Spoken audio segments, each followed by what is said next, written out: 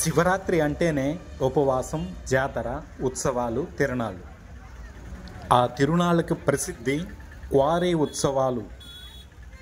గుంటూరు జిల్లాలో ఎంతో ప్రత్యేకత సంతరించుకున్నది క్వారీ. తెనాలి, గుంటూరు మధ్య నారాకోడూరుకు దగ్గరలో ఉంటుంది మీరు చూస్తున్న ఈ క్వారీ. చుట్టుపక్కల పల్లెటూర్ల నుంచి లక్షలాదిగా జనాలు ఈ తిరునాళ్ళు చూసేందుకు తరలి వస్తుంటారు. పెద్ద పెద్ద ప్రభలు దర్శనమిస్తుంటాయి.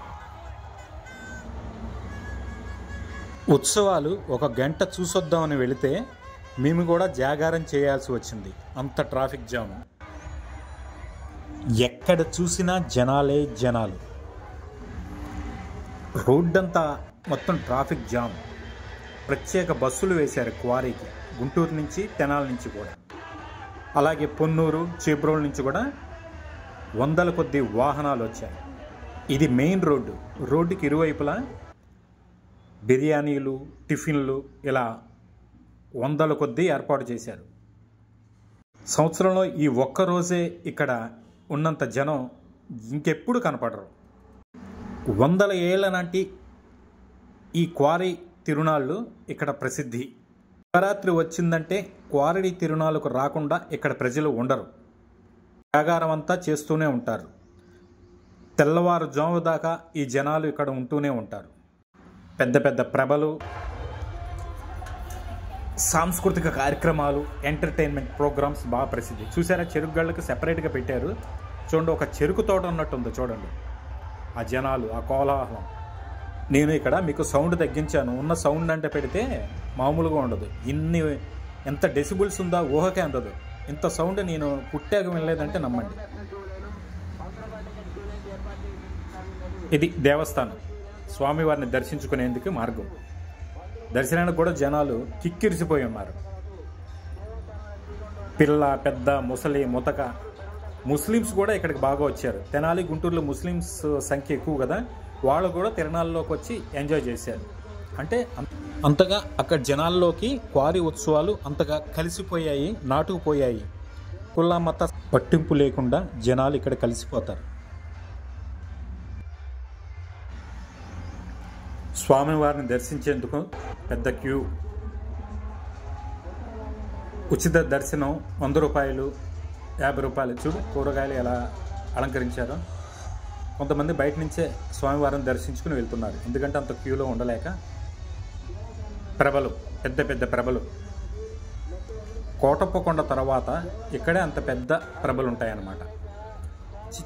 చిన్న చిన్న ఆటోల మీద ఉన్న ప్రభలు కూడా ఉంటాయి. అంటే చిన్న సైజు నుంచి పెద్ద సైజు దాకా ప్రభలు ఇక్కడ తీసుకొస్తూ వేడుకల్లో పాల్గొంటారు. పూజలు, మహిళా భక్తులు ఇక్కడి నుంచి స్వామివారి ఎదురు నుంచి పూజలు చేస్తుంటారు. చూసారా ఆ లైటింగ్. పిల్లలు సరదా క్వారీ ఉత్సవాల కోసం శివరాత్రి ఎప్పుడు వస్తుందని ఎదురు చూస్తూ ఉంటారంట.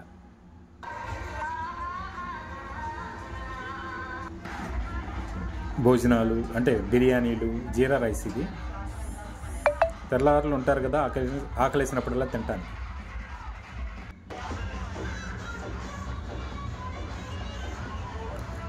జాతరకు అసలైన అర్థం అన్నమాట. సిటీల్లో పబ్బులు వీటికి వెళ్తుంటారు, కానీ ఈ సంప్రదాయం ఎప్పటి నుంచో తిరునాళ్ళ రూపంలో పల్లెటూరులో ఉంది. డీజే సౌండ్స్, ఇక్కడ పాటలు.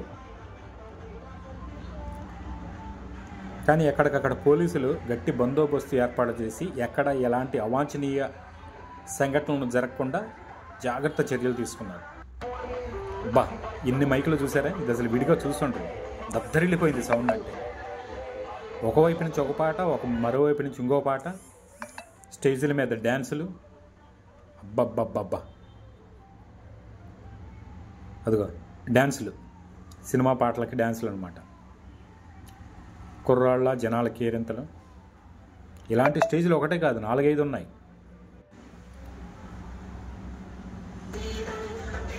జనాల్లోకి దండలేస్తూ మల్లెపూలు. సినిమాలో చూపిస్తారు కదా, బావలో సయ్యా పాటల. అసలు ఎవరిని ఆపలేరు అన్నమాట. కుటుంబ సభ్యులతో వచ్చినా సరే మగాళ్ళు రెచ్చిపోతారు డ్యాన్సులతో. స్టేజ్ మీద ఆడవాళ్ళు వేస్తుంటే కింద వీళ్ళు వేస్తుంటారు.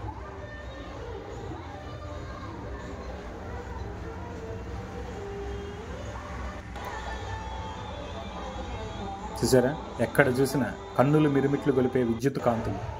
పిల్ల చూడండి ఎలా డ్యాన్స్ చేస్తుందో, కెమెరా చూసి ఆగిపోయి వెనక్కి తిరిగిపోయింది. ఇది వెనక వైపు అనమాట. కటౌట్లు, రాజకీయ నాయకులు జనాల్లోకి వచ్చి కనిపిస్తుంటారు. ఎందుకంటే వాళ్ళ కల్చర్ కదా. ట్రాఫిక్ బయట అది గంటల కొద్దీ బస్సులు ఆగిపోయింది ఆ జనాలతో. వెళ్ళేటప్పుడు రోడ్డు కూడా మళ్లించారు మార్గాన్ని.